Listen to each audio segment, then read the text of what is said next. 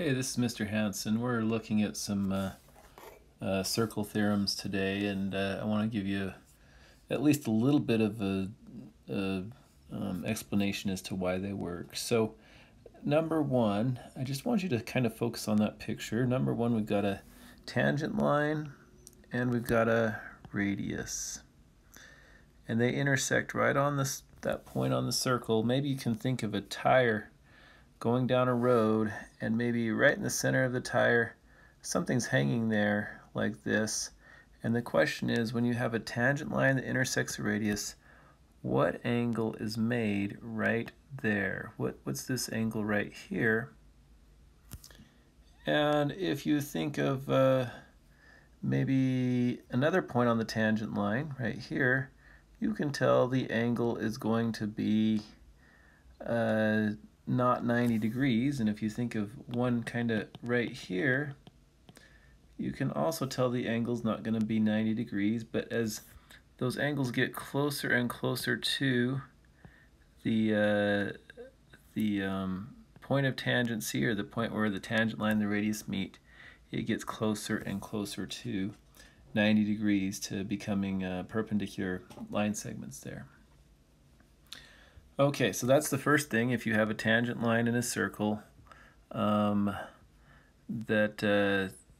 tangent line and a radius, that they'll always form a 90-degree angle right there. It'll always be 90 degrees.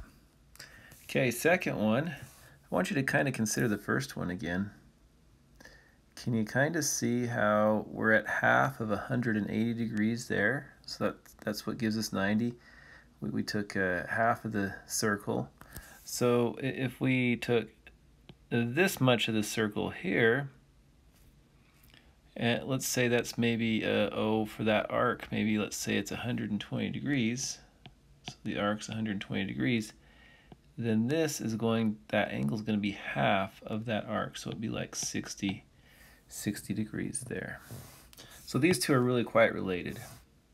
Let's take a look at number 3. Number 3 says that if you have a diameter and you have a chord that goes through it at a 90-degree angle, then the diameter bisects the chord, cuts it in half, also bisects the two arcs. Now this one's quite easy to see because the diameter is just halfway through a circle, and we know it's a line of reflection. So if we just fold it in half, you can tell that the two arcs are bisected, and so are the two parts of the chord there. Okay, so 1, 2, and 3, they're fairly simple. The last two, 4 and 5, I want to give a little bit of proof to them. It's so number 4 says that if you have two chords that are the same length inside the same circle, then they're going to be the same distance to the center, something like that. Those green lines will be the same distance. So I want you to think about this in terms of congruent triangles for a second. I'm going to kind of make a triangle here, a triangle there, and then a triangle here, and a triangle there. And so if we know that all these segments are the same length because they're all radii, and it's given that these are congruent segments here, so we know the two triangles are congruent. And if we take a look at this is just an altitude, so corresponding parts of congruent triangles are congruent. That goes for the altitudes as well. So the altitude for one triangle is going to be the same as the altitude for the other triangle. So those two green lines, they will be the same distance to the center of the circle. Okay, last one. This one regards two tangent lines with a intersecting point right here.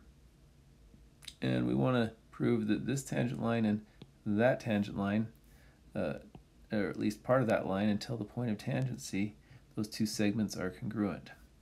And one way to do that is to make this into a triangle problem. And if we do that, we know that these are right triangles here. because of the tangent radius problem we just showed a minute ago. We know that these sides are equal here because they're both radii. And we know that this long side in the middle is congruent to itself. It's the hypotenuse. And so we really want to know about this one here and that one there. So is this enough to prove the two triangles congruent? We've got a 90-degree triangle with hypotenuse and a leg that are the same as a 90-degree triangle with hypotenuse and leg. So you can use the hypotenuse leg theorem to say that they're congruent. And once they're congruent, we know that this part would have to be congruent to this part because of the corresponding parts of congruent triangles. Every pair of congruent triangles has corresponding parts, and these parts are corresponding. So I hope this helps you out a little bit in terms of doing some homework. We've got 5 different ones. They all deal with line segments or lines on a circle. The first one has a radius and a tangent where they intersect at a 90-degree angle. The second one has a chord and a tangent and they intersect, and the angle is half as much as the arc length of that intercepted arc. The third one, it's just kind of a reflection property.